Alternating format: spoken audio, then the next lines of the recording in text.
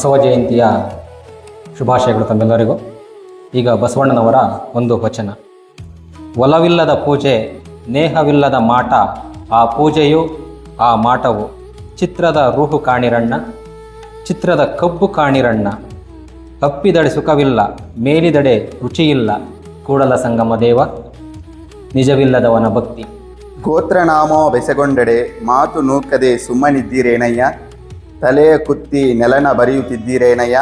ಗೋತ್ರನಾಮ ಮಾದಾರ ಚೆನ್ನಯ್ಯ, ದೋಹಾರ ಕಕ್ಕಯ್ಯನೆಂಬುದೇನು ಕೂಡಲ ಸಂಗಮ ದೇವ. ಮೋಹಕ್ಕೆ ಮಗಳಾಗಿ ಹುಟ್ಟಿದಳು ಮಾಯೆ, ಊಟಕ್ಕೆ ಸ್ತ್ರೀಯಾಗಿ ಕೂಡಿದಳು ಮಾಯೆ.